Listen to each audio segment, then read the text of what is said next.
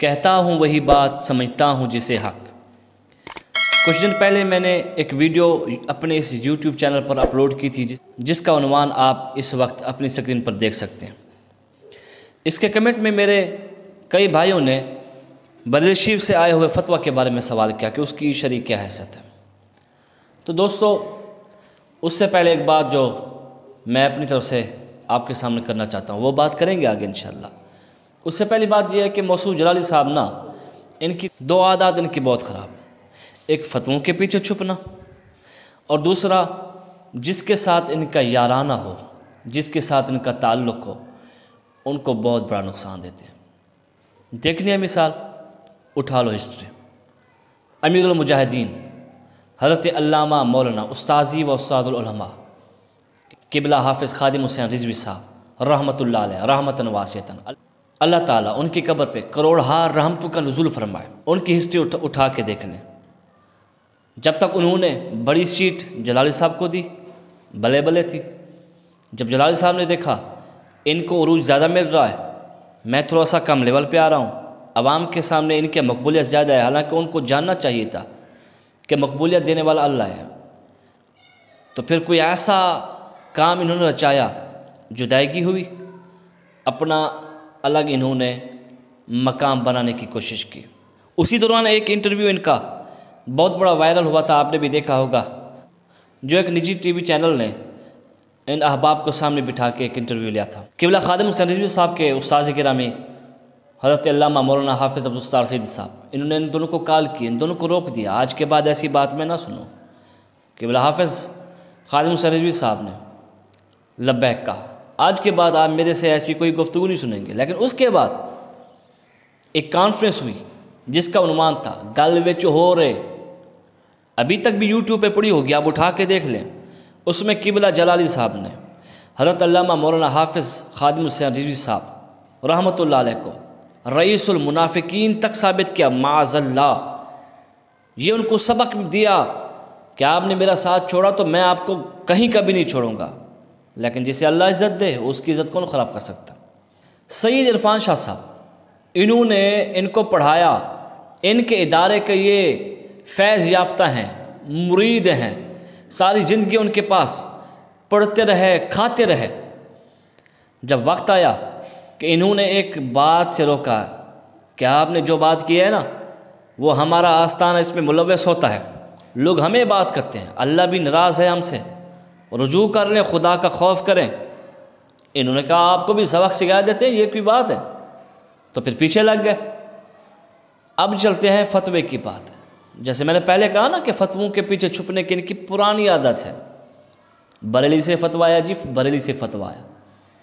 پہلی بات مجھے بتائیں، جب بریلی سے فتویٰ پاکستان میں پہنچا، اس وقت پاکستان کے متفقہ طور پر جو مفتی اعظم پاکستان ہے، اس وقت پاکستان کے جو متفقہ طور پر مفتی اعظم پاکستان ہے، وہ مفتی منیب الرحمان صاحب ہیں۔ مجھے اس فتوے پہ ان کے سائن چاہیے۔ ان کے سائن موجود ہیں؟ نہیں موجود، وہ کر بھی نہیں سکتے، ان کو دھتکار دیں گے۔ حضرت قبلہ حافظ عبدالستار سیدی صاحب لاہور میں تمام اساتذہ کے اساتذہ ہیں، تمام علماء کے اساتذہ، ان کے سائن نہیں کرا سکتے، یہ ان کو دھتکار دیں گے۔ تو کیا پھر وہ بریلی کے ماننے والے نہیں؟ پھر کوئی میرا بھائی کہہ سکتا ہے کہ بڑے بڑے علماء کی آپ کو لسٹ دکھاتے ہیں جنہوں نے اس پہ سائن کیا۔ ارے بھائی، جو حافظ حدیث کانفرنس کی گئی، وہاں پہ علماء کو اکٹھا کیا گیا نا، ذرا ان کی بھی سن لیجئے کہ جب ان کو بلایا گیا تو ان کو سائن کرنے کے لیے نہیں بلایا گیا، ان کو کہا گیا کہ ایک کانفرنس ہے، وہاں پہ آؤ۔ ہماری بات ہوئی ہے، ایک ہے مفتی صاحب جو وہاں پہ موجود تھے جنہوں نے سائن کیا، بات ہوئی، انہوں نے کہا ہمیں پتہ ہی نہیں تھا، ہمیں بلایا گیا کہ حضرت قبلہ حافظ عزیز رحمۃ اللہ علیہ کے نام کے کانفرنس ہے۔ جب ہم وہاں پہنچے، وہیں پہ بٹھا کے ہمیں پڑھایا گیا وہ فتویٰ کہ یہ فتویٰ ہے، پڑھو۔ تو ہم نے بریلی کے نام کے اوپر سائن کیا ہے، ہمیں پتہ ہے کہ وہ لوگ اتنا جو ہے نا ایسے نہیں فتویٰ دے سکتے، ہم نے بریلی کے نام پہ سائن کیا ہے۔ اور یہ میری آپ پیشن گوئی سمجھیں یا کچھ اور، کچھ عرصہ گزرنے دیں، کئی مفتیان ہوں گے جن کے فتویٰ ان پہ، جن کے سائن اس فتویٰ پہ موجود ہیں، وہ اپنے اس سائن سے رجوع کریں گے، لکھ لیجئے میری بات۔ اب چلتے ہیں بریلی شریف کہ انہوں نے جو فتویٰ دیا۔ یہاں پہ بھی ایک امر قابل غور ہے کہ جب بریلی شریف میں فتویٰ پوچھا گیا تو کیا انہوں نے وہاں پہ عرفان شاہ صاحب کا نام لیا یا مطلق فتویٰ لیا؟ اب دونوں باتوں پہ جلالی صاحب یا بریلی شریف میں سے کوئی ایک پھنستا ہے۔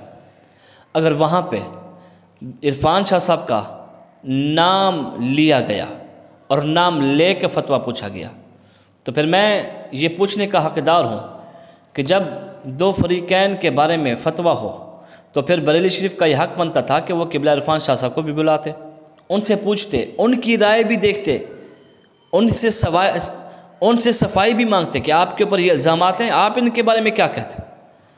وہ بیٹھتے، صفائی دیتے تو ٹھیک، نہ دیتے تو پھر تو، لیکن ایسے ہی فتویٰ دے دیا گیا ان کو، وہاں پہ وہ نہ وہاں پہ بیٹھے نہ انہوں نے صفائی دی، فتویٰ دے دیا گیا۔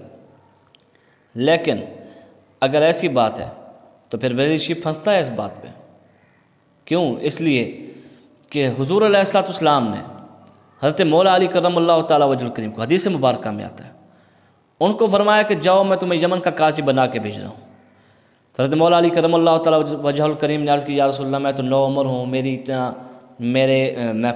میں وہاں پہ کیسے فیصلہ کروں گا؟ حضور نے فرمایا اللہ تعالیٰ تیرے دل کو اس کے بارے میں مضبوط کرے گا۔ لیکن ایک بات آپ نے فرمایا نصیحت کے طور پر کہ جب بھی دو فریقوں کے درمیان تم فیصلہ کرنے لگو تو دونوں کی سن لینا پھر جا کے فیصلہ کرنا، ایک طرف سے نہیں، دونوں کی سن لینا۔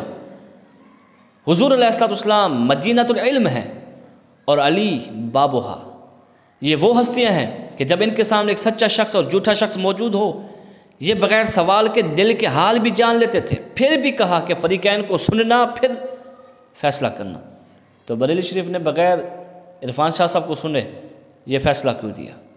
لیکن اگر دوسری طرف آتے ہیں کہ بریلی شریف میں وہاں پہ عرفان شاہ صاحب کا نام نہیں لیا گیا، ایسے زید عمر بکر کے بارے میں مطلق سوال کیا گیا، تو پھر جلالی صاحب کا یہ کلپ آپ سن لیں۔ میں نے کہا تھا بندے کے بچے بنو اور مرد کے بچے بنو، نام لکھ کے فتویٰ لو۔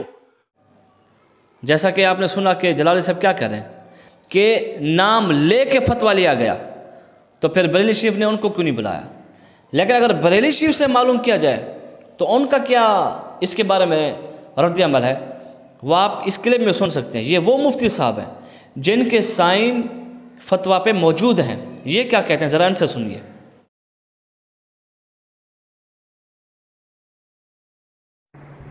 وعلیکم السلام ورحمۃ اللہ تعالی وبرکاتہ۔ جو آپ نے مطبوعہ یہ رسالہ بھیجا ہے اس فتوے کے تعلق سے، تو یہ مطبوعہ یہاں سے نہیں گیا ہے، یہ بعد میں کسی نے کرایا ہے اس کو، اور یہاں سے جو گیا ہے وہ ہے جو اس کے آخر میں ہاتھ سے لکھا ہوا ہے کالے رنگ سے، اور استفتاء میں یا جواب میں کسی کا نام نہیں ہے، کسی کا نام نہیں ہے، بس زید کے نام سے ہے۔ یہ کسی نے بعد میں کمپوز کرا کر کے اس کو شائع کیا ہے۔ جیسا کہ آپ نے سنا کہ مفتی صاحب کیا فرما رہے تھے کہ وہاں پہ نام لیے بغیر فتویٰ لیا گیا، تو پھر جب وہ پاکستان میں پہنچا تو اس پہ عرفان شاہ صاحب کا نام، پھر کتابچہ، پھر باقی معاملات، یہ کیسے ہو گئے؟ میری بات مانیں، اللہ سے ڈریں، اللہ کا خوف کریں، اس فتویٰ کو مانیں۔ بریلی کا فتویٰ کوئی عام نہیں ہے، لیکن آپ اتنا تو کہہ سکتے ہیں، میری طرح کہہ دیں، کہیں کہ بھئی کچھ لوگ ہیں جو اس فتویٰ کو نہیں مان رہے، وہ کہتے ہیں کہ اس کے اوپر حضرت علامہ مولانا قبلہ مفتی منیب الرحمان صاحب کے سائن ہونے چاہیے، حضرت علامہ قبلہ حافظ عبدالستار سیدی صاحب کے سائن ہونے چاہیے۔ یہ وہ لوگ ہیں جو متفق علیہ پاکستان کے اندر غیر متنازع شخصیت ہیں، تمام علماء کرام ان کی تہ دل سے عزت کرتے ہیں، تو لین سے سائن پھر اس کو رائج کریں پورے پاکستان میں۔ ان سے سائن نہیں لیا تو پھر آپ اس کو رائج نہیں کر سکتے۔ اگر کریں گے، کئی ہیں جو ان کو مانیں گے اور کئی ہیں جو ان کو نہیں مانیں گے، اور جو نہیں مانیں گے ان پہ کوئی شریعت نہیں لگتی۔ اللہ تعالی ہم سب کو سمجھ اور عمل کی توفیق عطا فرمائے۔